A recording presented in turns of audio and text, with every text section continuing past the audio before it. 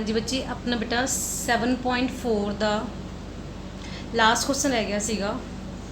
Show that of all line segments drawn from A given point note on it the perpendicular line is the shortest. ये कह रहे हैं all the line segment drawn from A given point on it.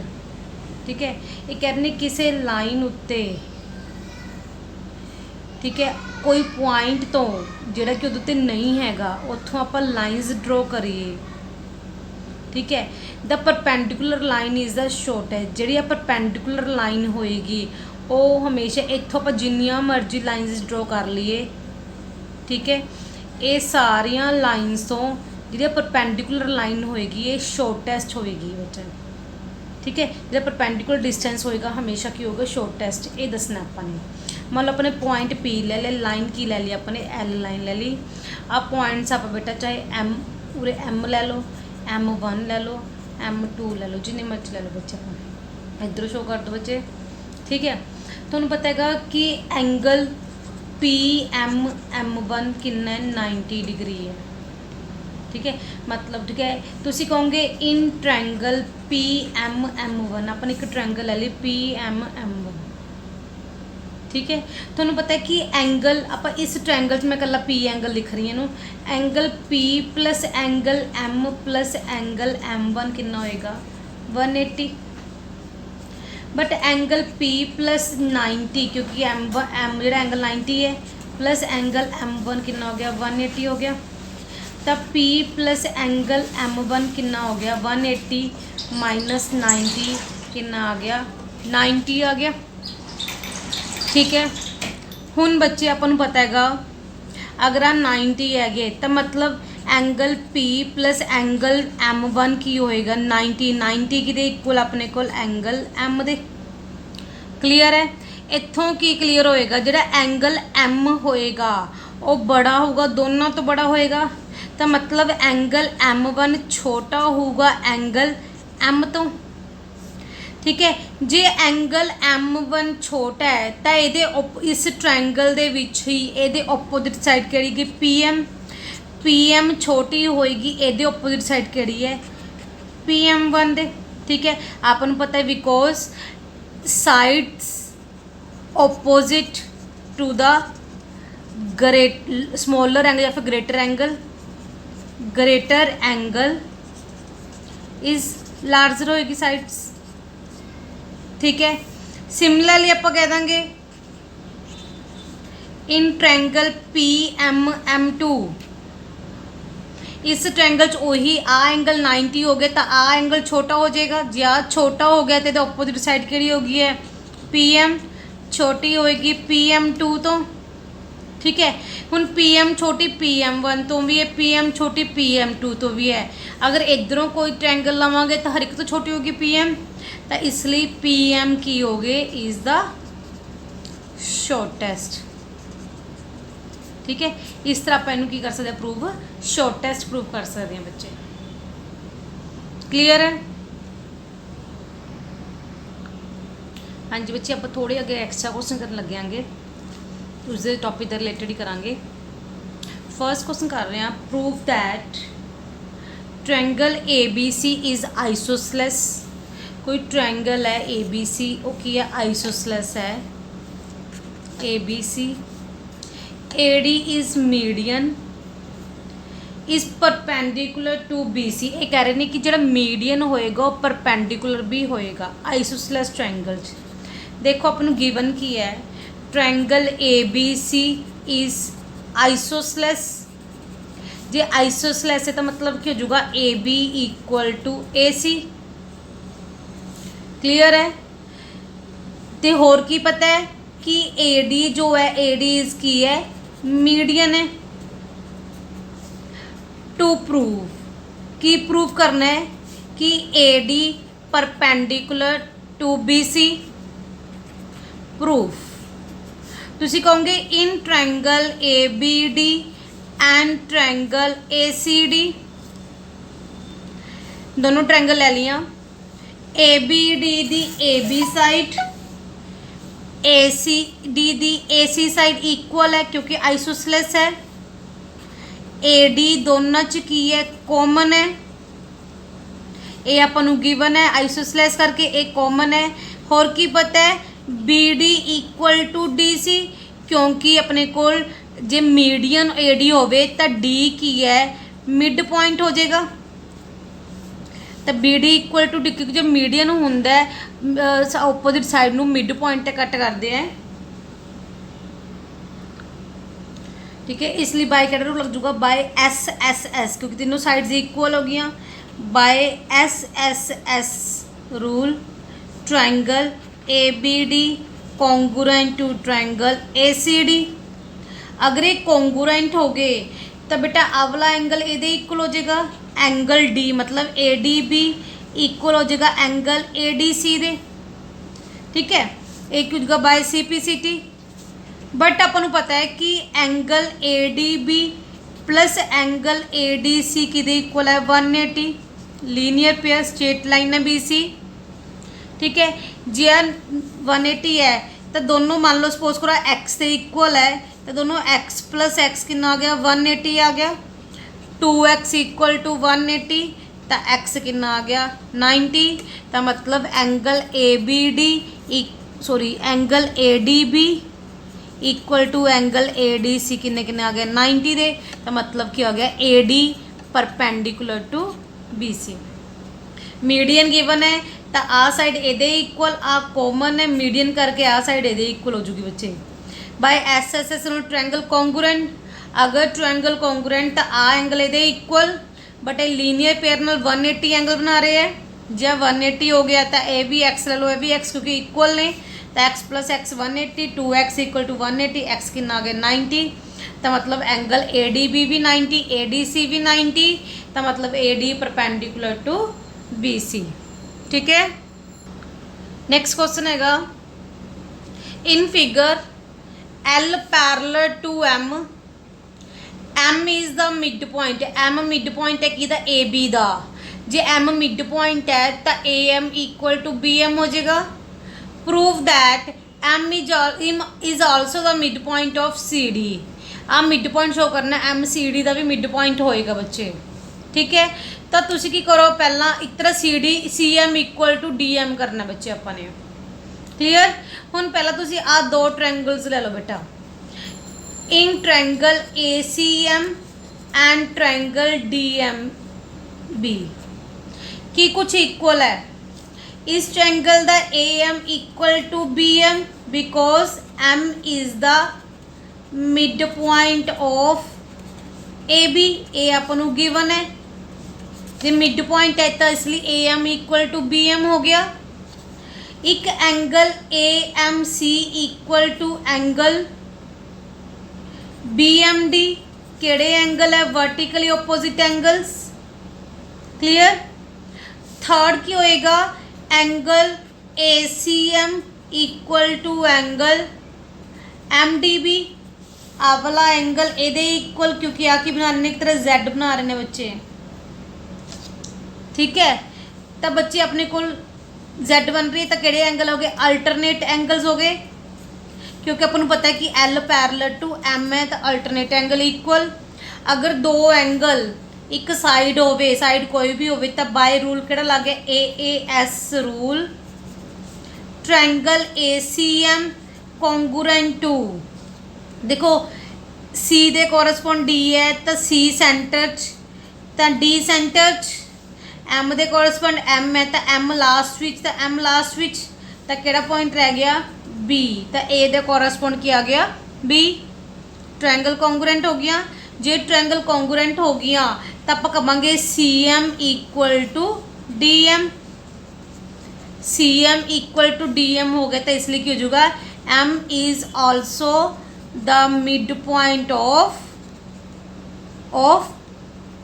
B D sorry C D. यही अपने की करना सीगा prove करना सीगा कि मिड पॉइंट सी डी का भी होएगा। देखो गिवन है कि M mid point A B दे तो मतलब A M equal to B M है। बस एक अपन पैरेलल गिवन है अपने डी का मिड पॉइंट शो करना है। देखो लाइन्स कट रही नहीं गया A M equal to D M में बी एम में एक आ वर्टिकली ओपोजिट एंगल, एक बेटा अल्टरनेट एंगल। दो एंगल एक साइड हो तो बाय ए एस रूल ना ट्रायंगल की होंगे कॉन्गूरेंट।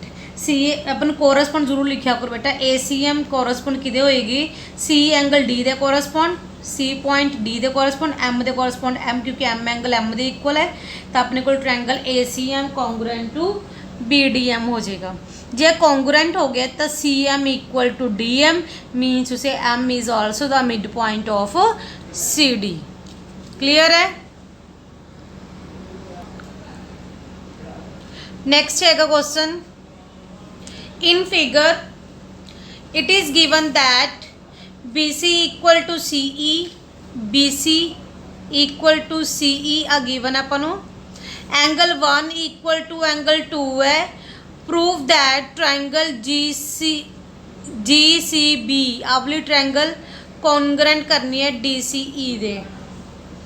ठीक है, तुसी की करोगे, इन ट्रायंगल जो प्रूव करना है G C B and triangle D C E, दोनों ट्रायंगल्स ले लिया आपने बच्चे। जी सी बी दी बेटा सी बी साइड या फिर बी सी और उसकी कि इक्वल है सी ई दे अपन गिवन है, ये अपन की है गिवन है। ठीक है, हुण तुहानूं पता है नाउ, अब बाद विच गल करांगे इहदे बारे। नाउ एंगल 1 प्लस एंगल 2 है 3 ले लो, एंगल 1 प्लस एंगल 3 कितना है 180, लीनियर पेयर है, देखो अपने को लीनियर पेयर है। एंगल 2 प्लस एंगल इसनू की ले लो 4 ले लो बच्चे, एंगल नू एंगल 2 प्लस एंगल 4 कितना जूगा 180, ये भी लीनियर पेयर, आ भी 180 दे इक्वल, आ भी 180 दे इक्वल है, तो angle 1 plus angle 3 equal to angle 2 plus angle 4 दे। बट अपन पता है कि एंगल 1 इक्वल टू एंगल 2 है, तो इसलिए बेटा जे 1 नाल 1 भी कैंसिल कर दिए तो 3 इक्वल टू एंगल 4 है जाएगा, 3 इक्वल टू एंगल 4 हो गया। ठीक है, हुण बेटा इत्थों आ जाओ बच्चे। ठीक है, अपने आ ले लिया सीगा, एक अपने को साइड है कि एंगल 3 इक्वल टू एंगल 4 आ गया, तो angle G C B equal to angle D C E, ये कहड़े आ वर्टिकली ओपोजिट एंगल्स। ठीक है, देखो इस ट्रायंगल का 3 एंगल इस ट्रायंगल के 4 एंगल के इक्वल अपने हुणी किता है। सी एंगल सी दे इक्वल वर्टिकली ओपोजिट एंगल, एक अपने साइड बारे गल की है, तो रूल किहड़ा लग गया एंगल साइड एंगल, तो by A S A rule triangle G C B congruent to C दे कोरसपोंड सी है, तो सी सेंटर था सी सेंटर एंगल 3 केड़ा पॉइंट है बी ते एंगल 3, 4 किते ई ते है, तो बी एंगल कि इक्वल है ई दे, बी दे कोरसपोंड ई, तो केड़ा पॉइंट रह गया डी।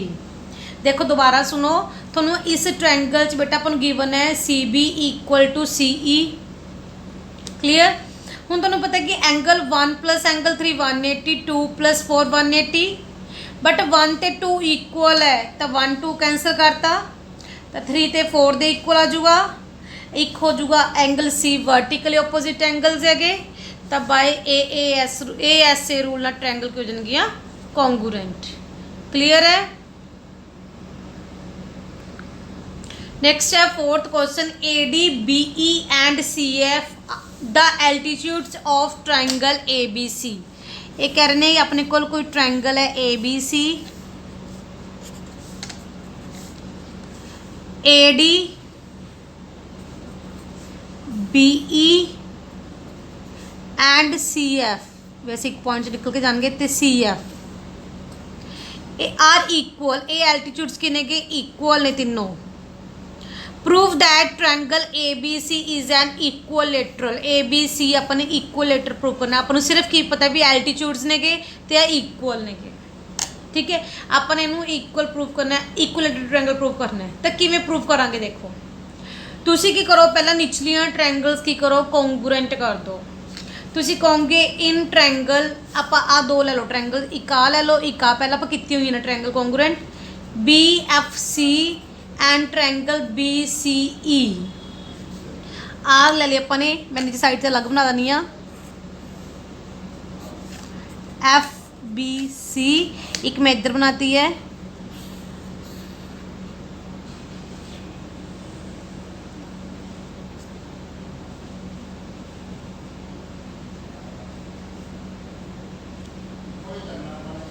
ECB, आ 90 है बच्चे, ठीक है। और इस लाइन लगी हुई है, आ भी लाइन लगी हुई है। ਤੁਸੀਂ ਕਹੋਗੇ in triangle BFC and triangle BEC, ਤੇ ਇਹਦੇ ਵਿੱਚ ਕੀ ਕੁਝ ਇਕੁਅਲ ਹੈ, CF ਇਕੁਅਲ ਟੂ BE, ਇਹ ਆਪਾਂ ਨੂੰ ਗਿਵਨ ਹੈ ਕਿਉਂਕਿ ਐਲਟੀਟਿਊਡਸ ਆਰ ਇਕੁਅਲ। ਇੱਕ angle BFC equal to angle BEC equal to 90 क्योंकि एल्टीट्यूड्स ने। थर्ड की आएगी BC equal to BC, common side आ गई है बच्चे,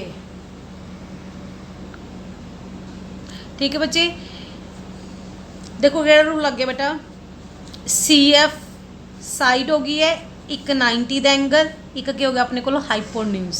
तो रूल बाय केड़ा रूल लग गया, by RHS rule, right angle hypotenuse ते inside triangle BFC congruent to F दे कोरस्पोंड E, F सेंटर च है तो E सेंटर च, F दे कोरस्पोंड E है तो C दे कोरस्पोंड B, तो जे अपने को जो C है C दे कोरस्पोंड की हो गया B, तो जो रह गया B कि कोरस्पोंड हो जाएगा, C दे कोरस्पोंड B है और B दे कोरस्पोंड की हो जाएगा C, ठीक है। C दे कोरस्पोंड B है तो B दे कोरस्पोंड C।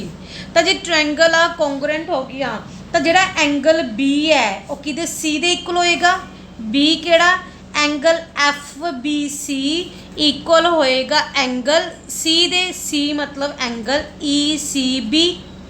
अब B एंगल इस ट्रायंगल च B एंगल मतलब सारा B हो गया एंगल B, और इस ट्रायंगल च C एंगल आवला C हो गया।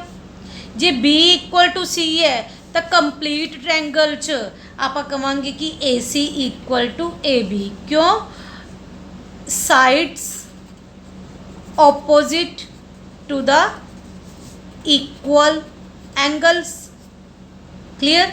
सिमिलरली आप कह देंगे, सिमिलरली जे AC इक्वल टू AB है एवं आप कह देंगे सेम तरीके नाल। अगर दो ट्रायंगल होर ले लेंगे आप आवली मतलब उपरली ट्रायंगल्स किहड़ियां AFC, तो आप इधर ले लेंगे, इधरों ले लेंगे ट्रायंगल कॉन्ग्रुएंट कर देंगे, तो आप कह देंगे कि AC इक्वल टू AB है, इसलिए क्या हो जाएगा अपने को AB इक्वल टू BC भी हो जाएगा। तो ये क्या हो जाएगा कि AB equal to BC equal to AC, ताकि हो जाएगा triangle ABC is an equilateral triangle. बस यही अपने प्रूव करना से। आप की कर ट्रायंगल कॉन्ग्रुएंट कर देंगे, जे ट्रायंगल कॉन्ग्रुएंट हो गए तो आप B एंगल C दे, B एंगल एवरी ट्रायंगल का B एंगल सारा हो गया, आ ट्रायंगल का C एंगल ये इक्वल हो गया। जे आ एंगल इक्वल हो गए तो इन्हें ओपोजिट साइड से इक्वल हो जाएगी, opposite side AC equal to AB, अभी आप कह देंगे कि AB इक्वल टू BC भी होएगा, तो तीनों साइड्स इक्वल, तीनों इक्वल तक ही बन जाएगी यह इक्विलेटरल ट्रायंगल। क्लियर है बच्चे। नेक्स्ट क्वेश्चन है, suppose line segment AB and CD intersect at O। ये कह रहे हैं दो लाइन्स है, एक AB है एक CD है, AB and CD intersect at O, ठीक है। अपन इन्होंने ज्वाइन करता बच्चे,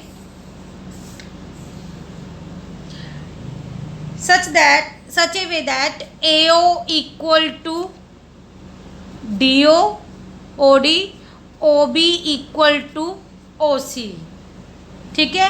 तो होर की पता है AC proof that AC equal to BD proof करना है, तो अपन दसना है but AC may not be parallel to BD। आप कह रहे हैं कि AC जरूरी नहीं कि BD दे पैरलर होएगी, तो किवें करांगे, तुसी की करो पहला आ दोनों ट्रायंगल नूं कॉन्ग्रुएंट कर दो, in triangle AOC and triangle BOD। Clear. देखो angle AO equal to DO या OD अपन की है गिवन, इस ट्रायंगल दी AO इस ट्रायंगल दी DO की है इक्वल, और की क्या है OB OC और इस ट्रायंगल दी OC इक्वल टू इस ट्रायंगल दी किहदे इक्वल है, O B they, A B आपां नूं की है गिवन है।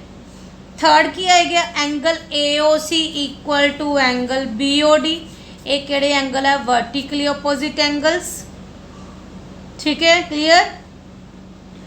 Bye side angle side, by side angle side triangle A O C congruent to, देखो ओ एंगल ओ दे इक्वल है तो ओ दे कोरस्पोंड ओ, जे ओ दे कोरस्पोंड ओ है तो ए दे कोरस्पोंड डी, ए अगे तो डी अगे, ओ दे कोरस्पोंड ओ है तो सी दे कोरस्पोंड बी, सी लास्ट विच है तो बी लास्ट विच, ठीक है आ कोरस्पोंड हो गया।